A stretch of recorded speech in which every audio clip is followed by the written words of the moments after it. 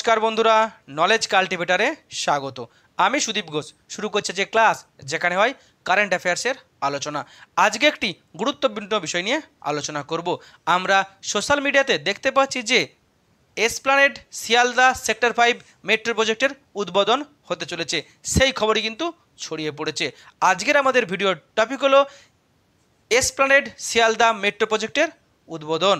আজকের ভিডিওতে থাকছে এই নিয়ে কি খবর আছে, কলকাতা মেট্রোর কি ইতিহাস আছে, তার সাথে এই যে নতুন মেট্রো প্রজেক্টের উদ্বোধন হতে চলেছে তার কি খবর আছে, তার সাথে এর ভালো দিক কি আর এর খারাপ দিক কি।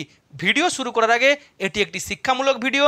এই ভিডিওর কোনো অংশে হিংসা ও রাজনৈতিক এবং সাম্প্রদায়িক বিদ্বেষ অন্তর্ভুক্ত নেই। তবু ভিডিওর কোনো অংশ বিতর্কিত মনে হলে সেটি অনিচ্ছাকৃত এবং তার জন্য ক্ষমা প্রার্থী। এখন আজকের ভিডিও। দুর্গাপুজোর আগেই কলকাতাবাসীর জন্য কিন্তু বিরাট বড় একটা খুশির খবর, বিশেষ করে মেট্রো যাত্রীদের জন্য কিন্তু একটা বিরাট বড় খুশির খবর এসেছে। আমাদের দীর্ঘদিনের প্রতীক্ষার অবসান হতে চলেছে। এসপ্ল্যানেড শিয়ালদা রুটে মেট্রো সার্ভিস শুরু হতে চলেছে, অর্থাৎ ইস্ট ওয়েস্ট মেট্রোর সম্পূর্ণ পথের যাত্রার পরিষেবা শুরু হতে চলেছে। আর এটা কিন্তু সত্যি খুশির খবর।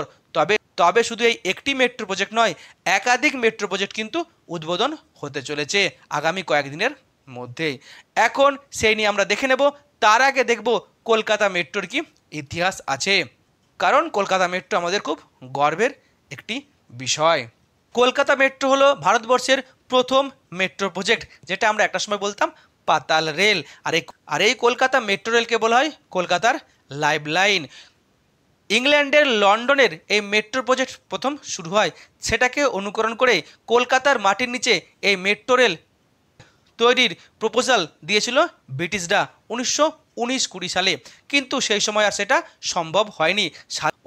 স্বাধীনতার পরে দেশের প্রথম প্রধানমন্ত্রী অর্থাৎ ভারতের রূপকার জওহরলাল নেহরু এবং পশ্চিমবঙ্গের মুখ্যমন্ত্রী অর্থাৎ বাংলার রূপকার বিধানচন্দ্র রায়, তারা এই কলকাতা মেট্রো প্রজেক্টের ব্রিটিশদের যে প্ল্যান, সেই প্ল্যান তারা রিওপেন করেছিলেন। আর তারপরে কিন্তু কিছুদিনের মধ্যেই কলকাতা মেট্রো প্রজেক্টের কাজ শুরু হয়।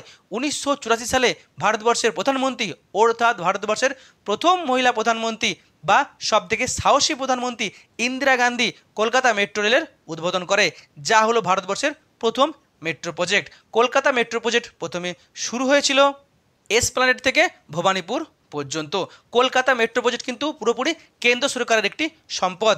মেনলি কেন্দ্র সরকারের যে রেলওয়ে মিনিস্ট্রি আছে তার সাথে আরবান ডেভেলপমেন্ট মিনিস্ট্রির কিন্তু যৌথ উদ্যোগে এই কলকাতা মেট্রো রেল চলাচল। পরবর্তী ক্ষেত্রে যত সময় গেছে তত কিন্তু কলকাতা মেট্রো রেলের কিন্তু জনপ্রিয়তা বেড়েছে সারা দেশ জুড়ে। আর সময়ের সাথে সাথে কিন্তু কলকাতার জনসংখ্যা বেড়েছে আর কলকাতার ট্রাফিকের উপরে চাপ বেড়েছে। তাই তখনকারের বামফ্রন্ট সরকারের মুখ্যমন্ত্রী একাধিকবার কেন্দ্র সরকারের কাছে অনুরোধ করেছিলেন যাতে কলকাতা মেট্রোকে এক্সপ্যান্ড করা হয়। আস্তে আস্তে কিন্তু কলকাতা মেট্রো রেল বেড়েছে।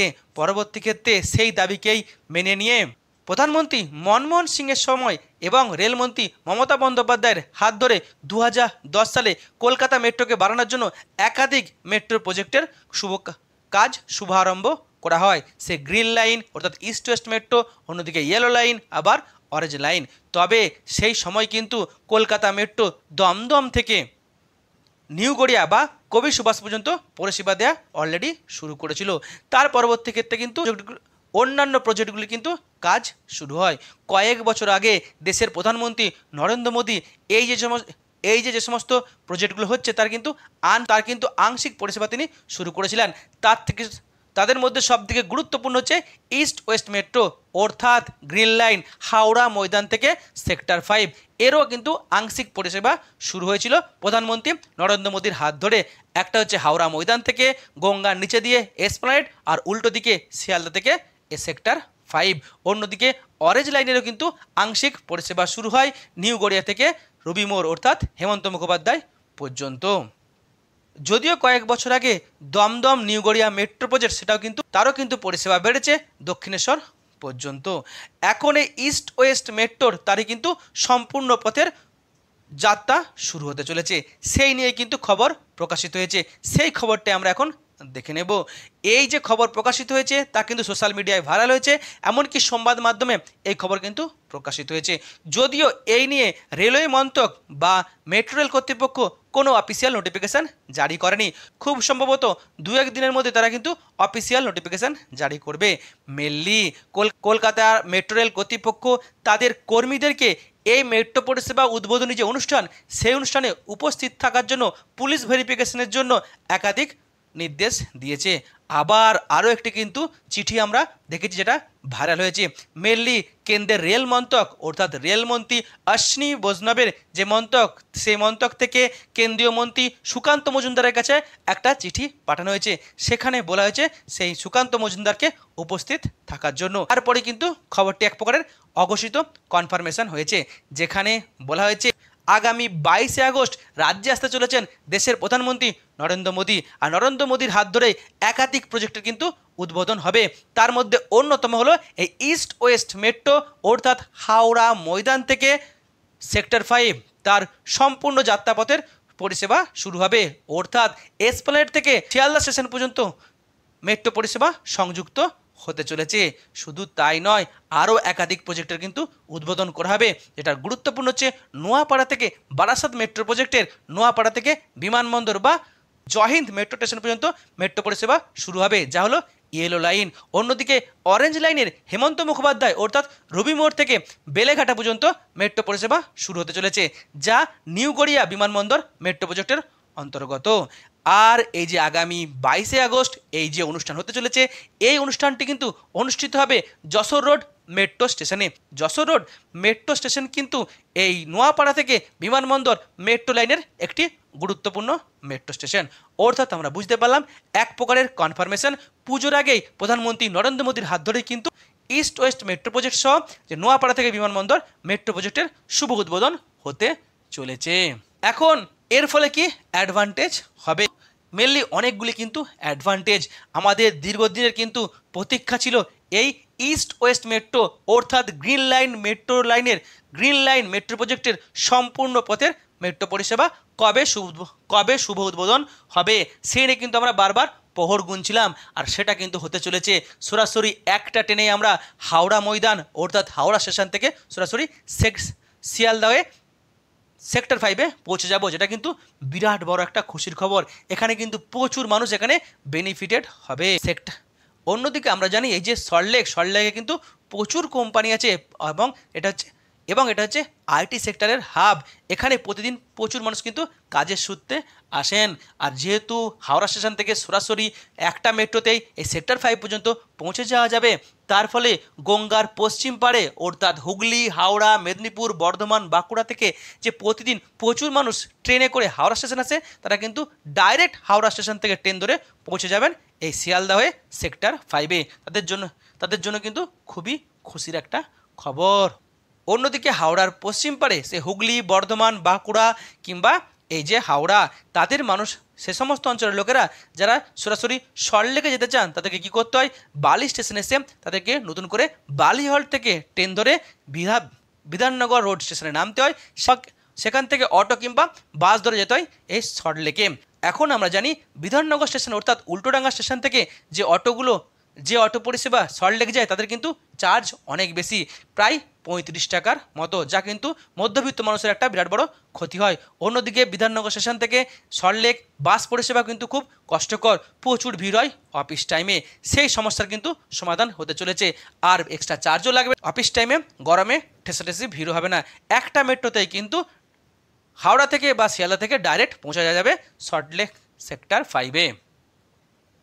অন্যদিকে নোয়াপাড়া থেকে বিমানবন্দরের মেট্রো প্রজেক্ট উদ্বোধন হতে চলেছে। এটা একটা দীর্ঘদিনের প্রতীক্ষা ছিল।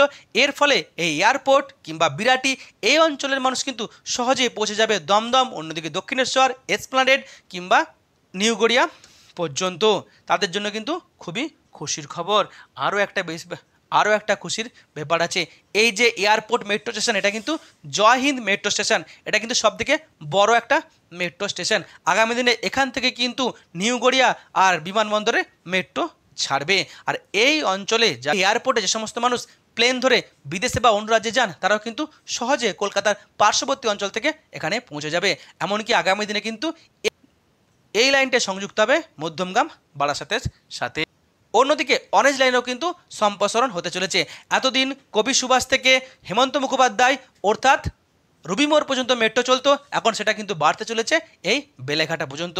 তার ফলে এই আনন্দপুর মুকুন্দপুর অঞ্চলে মানুষের কিন্তু উপকার হবে। আমরা জানি এই অঞ্চলে প্রচুর হসপিটাল আছে, স্কুল আছে, কলেজ আছে, এমনকি অফিস আছে, সে সমস্ত মানুষেরও কিন্তু অনেক সুবিধা হবে। সব থেকে বড় কথা, এই যে কলকাতার একাধিক মেট্রো প্রজেক্ট আস্তে আস্তে সেখানে সংযুক্তিকরণ চলছে এবং আংশিকভাবে তার পরিষেবা দেওয়া শুরু হচ্ছে, এটা কিন্তু খুব একটা সদর্থক ব্যাপার। অর্থাৎ রেল মন্ত্রকের কাছে বা কেন্দ্র সরকারের কাছে কোথাও না কোথাও একটা পজিটিভ আমরা দিক দেখতে পাচ্ছি যে কলকাতায় যে সমস্ত আনফিনিশড বা আনকমপ্লিটেড যে সমস্ত মেট্রো প্রজেক্টগুলি আছে সেগুলো কিন্তু আগামী দিনে হয়তো দ্রুত সম্পূর্ণ হতে চলেছে। সে এয়ারপোর্ট থেকে বারাসাত কিংবা ব্যারাকপুরের লাইন, অন্যদিকে নিউ গড়িয়া থেকে যে বিমানবন্দর, এই প্রজেক্টগুলো কিন্তু দ্রুত কমপ্লিট হবে বলে আমরা মনে করছি। এখন এই যে মেট্রো পরিষেবা শুরু হতে চলেছে তার কি কোনো ডিসঅ্যাডভান্টেজ আছে? অবশ্যই ডিসঅ্যাডভান্টেজ আছে, কারণ সব জিনিসের একটা ভালো দিকও থাকে, একটা খারাপ দিকও থাকে। মেনলি যেটা খবর আছে, এই যে ইস্ট ওয়েস্ট মেট্রো প্রজেক্ট অর্থাৎ হাওড়া ময়দান থেকে সেক্টর 5 যার উদ্বোধন হতে চলেছে সেইটা নাকি প্রাইভেটাইজেশন করে দেওয়া হচ্ছে। এটা কিন্তু খুব একটা খারাপ খবর, কারণ সরকারি কোম্পানিকে বিক্রি করে দেওয়া কিংবা প্রাইভেট করে দেওয়া কিন্তু সত্যি খারাপ। এটা কিন্তু সাধারণ মানুষ, মধ্যবিত্ত মানুষ, পিছিয়ে পড়া মানুষ, গরিব মানুষের উপরে কিন্তু এফেক্ট পড়বে। যখন এই বেসরকারি কোম্পানির হাতে চলে যাবে তারা কিন্তু সবসময় তাদের এক্সট্রা ইনকামটা দেখবে, আর তার ফলে কিন্তু এর টিকিটের দাম কিন্তু আগামী দিনে বাড়তে পারে। অন্যদিকে আরও একটা বিষয় আছে, এই যে সরাসরি হাওড়া স্টেশন থেকে মেট্রো চেপে আমরা যেতে পারবো সেক্টর 5, তার ফলে কিন্তু এই উল্টোডাঙ্গা স্টেশন বা বিধাননগর রোড স্টেশনে অটো পরিষেবা কিংবা বাস পরিষেবার উপর কিন্তু সরাসরি একটা এফেক্ট পড়বে। অটো বা বাসের কিন্তু প্যাসেঞ্জার অনেকটা কমে যেতে পারে, তাদের কিন্তু অর্থনৈতিক ক্ষতি হবে। অন্যদিকে আরও একটি বিষয় আছে, এই যে দ্রুত নগর উন্নয়ন ঘটছে তার ফলে মানুষের জনসংখ্যা বাড়ছে, আর দ্রুত যাতায়াতের জন্য কিন্তু আমরা মেট্রো প্রজেক্ট তৈরি করছি। তার ফলে কলকাতার মাটির নিচে কিংবা উপরের দিকে কিংবা এই গঙ্গার নিচের দিকে এই যে আমরা প্রজেক্ট তৈরি করছি এর ফলে কিন্তু পরিবেশের উপর একটা ব্যাড এফেক্ট পড়বে, আর তার ফলে কিন্তু আগামী দিনে প্রাকৃতিক বিপর্যয়ের মুখোমুখি হওয়ার সম্ভাবনা থেকে যাচ্ছে। এই হলো আজকের ভিডিও, যেখানে আমি টোটাল বিষয়টি সুন্দরভাবে তুলে ধরার চেষ্টা করলাম। এখন এই বিষয় নিয়ে আপনার কি মতামত আছে অবশ্যই কমেন্ট বক্সে জানাবেন। ভিডিওটি এখানে শেষ হলো। ভিডিওটি যদি ভালো লাগে অবশ্যই লাইক, কমেন্ট, শেয়ার এবং চ্যানেলটি সাবস্ক্রাইব করতে ভুলবেন না। আবার দেখা হবে নতুন একটি ভিডিওতে, ততক্ষণ পড়তে থাকো, হাসতে থাকো।